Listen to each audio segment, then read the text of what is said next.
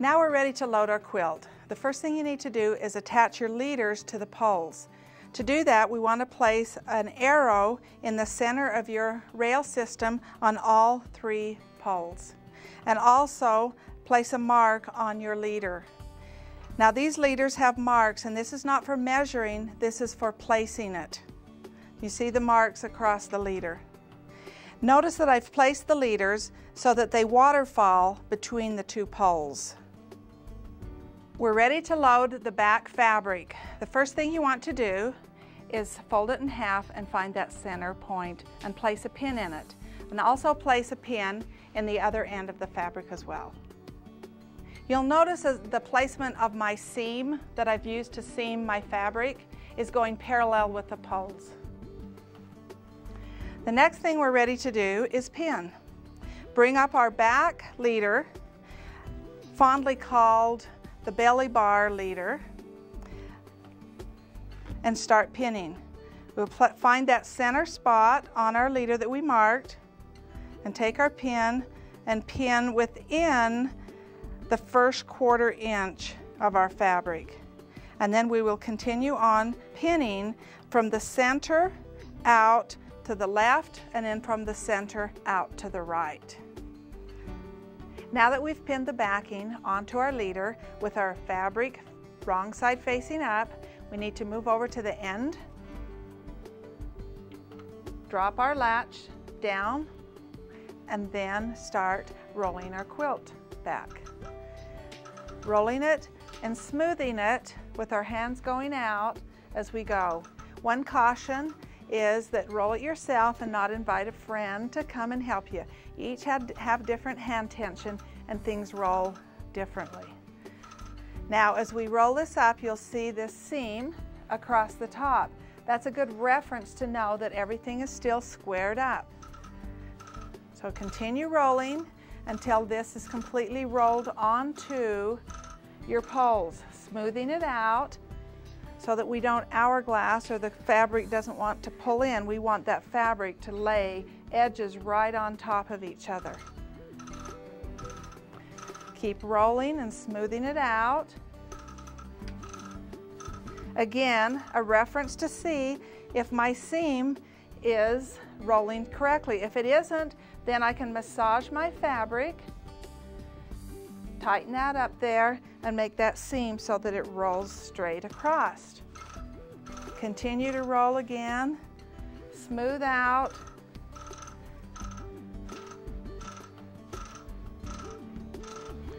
smoothing out again as it goes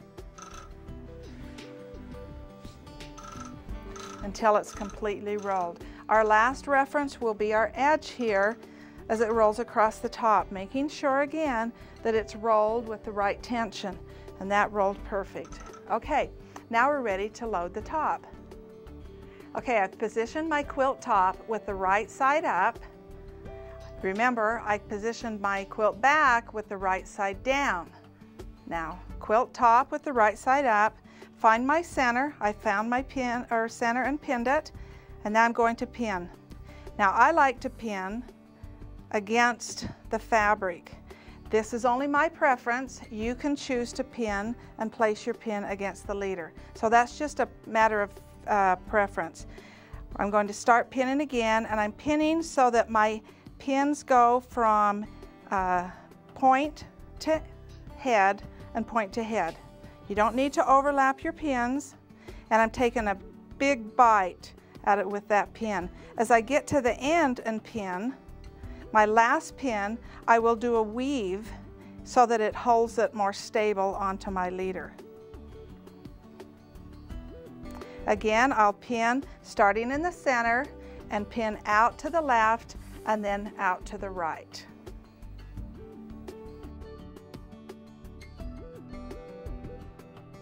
Okay, I finished pinning the leader and the fabric together.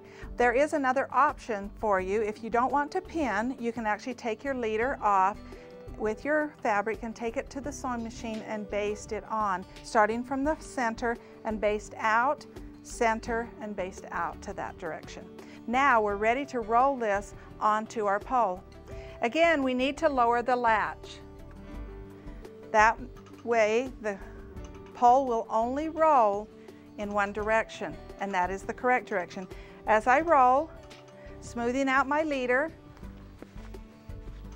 so that everything rolls correctly, rolling this, you can hear that latch clicking, you know you've engaged it.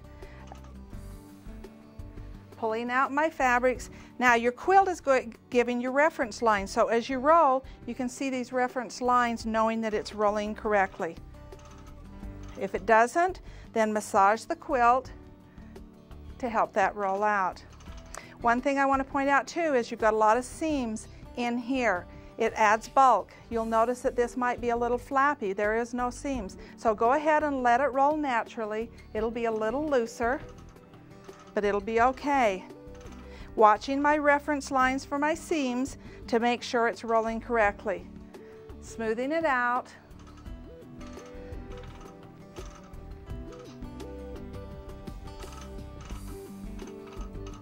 There's a reference line, making sure, as if I have to massage that it will roll correctly. See the flap? That's okay because that's rolling correctly. Again, look at this. We need to do some massaging, smoothing that out.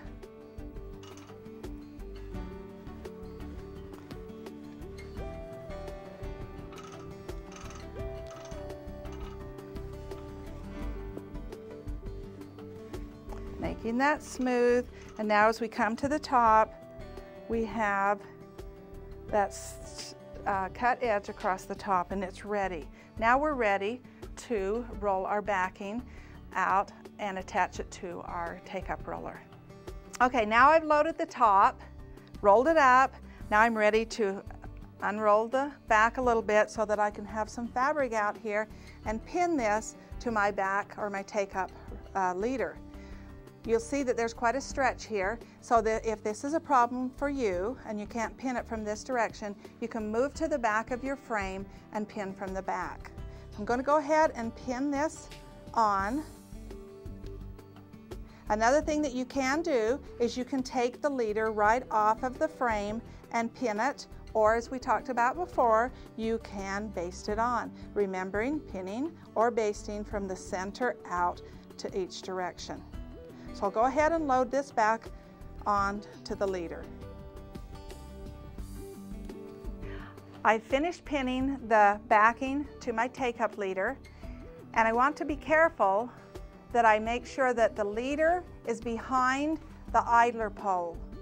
If it isn't, then we have a great Velcro leader system that we can actually take off the Velcro leader and place it underneath and back on to the take-up roller. Another thing is we can take the pole out and lift it up over the top and bring it back in. Don't ever think that you have to pull that pole out of your room, out the window, and then bring it back in, because we have great fixes for that. And you shouldn't have to unpin either. The Velcro system takes care of that. Okay, we're ready to put the batting in. I placed my batting here. The batting will go between the belly bar and the top pole, and lay that down. And I like to lay it right down there so that it's right against those pins. Now, I want to do a visual. I want to check to make sure everything is lined up correctly. If by chance my top fabric is over too far and it's outside of the area that I need to be quilting with my back, then I can undo the Velcro, slide everything over, and replace that or realign that. Don't ever unpin. You know, that's just a waste of our time, and we want to be quilting. All right, we've got our batting set. I want to do a channel lock across here using my machine, so I think it's time to thread my machine and start quilting.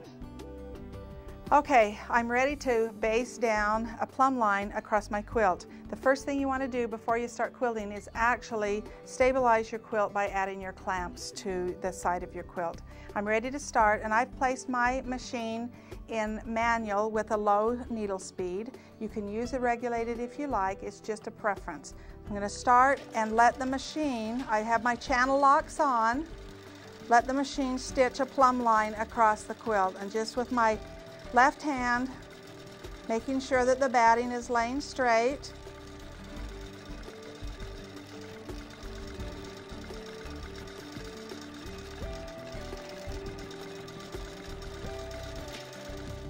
I've taken off my channel locks off of my machine, and I've pulled my top fabric up to that plumb line. And as I pull that back, you can see that plumb line. I've placed that fabric up against the plumb line, and I've pinned about every 5 inches across the quilt to stabilize it. I'm now ready to bring up my bobbin thread and stitch. One of the things I want to point out is I'm really stingy up here with the fabric that I have on my backing. I've given it about 1.5 inches so that I know that I have extra fabric on the bottom, but I want to just kind of put that up close to the top. We're ready to bring up our bobbin thread. First thing you want to do, this is like driving a car. When you drive a car, you use your right foot for your power. I'm using my right hand for my start and for my needle up and down. My left hand will be used to work my thread and manipulate my fabric. So I'm going to move my right hand over, going to do a needle down and up, move my machine aside, and there's my bobbin thread. It brought that up. Hold those two together, and then if I want to, I can do a stabilizing stitch and drop my needle. Now I can move my right hand back over to the right handle, and from here I'm going to do just a little bit of a wiggle stitch. And the reason I took that channel lock out is so that I can do that little wiggle stitch and it won't give me any resistance. So I'm just going to stitch this across and use your left hand and add pressure on the left side of the quilt. And as you do that, it helps straighten that out and helps give you that straight line. As you're stitching, stay within your binding area, so within 1/4 inch of the edge.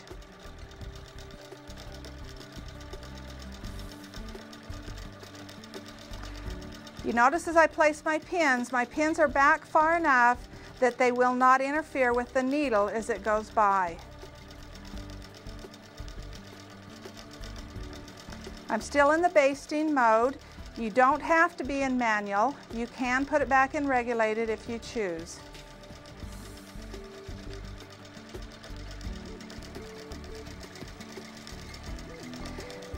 I finished basting the top of the quilt. Now I'm ready to bring up the bobbin thread. With my hand on the left handle, I will bring the needle up, move the machine aside, make a loop with my left hand, move it back over to where the thread came out of the fabric, needle down and up, and move it aside again. And as you can see, there's my bobbin thread, and now I'm ready to clip the threads. Now I want to baste the left side of the quilt as far as the throat space will allow. So I'm going back to the top, needle down and up, move my machine aside, and bring up my bobbin thread. You can do a tacking stitch to tack your thread. And now again, I want to add pressure as I go down the quilt, and that will help give that a straight line down there. I again pinned my fabric so it didn't shift on me and added pressure. You can only baste the throat space, and then you'll quilt the body of the quilt, advance the quilt, and baste the next section. We've finished loading our quilt. We're ready to start quilting. One tip that I'd like to give you: when you tension your poles, make sure that your poles aren't tensioned so tight that it creates a trampoline effect on your quilt. It makes it harder to see the stitching as you're quilting. The other thing is that you want to make sure that your side clamps aren't pulled so tight that they stretch your quilt. They're only a stabilizer. Now enjoy this handy quilter product, and happy quilting.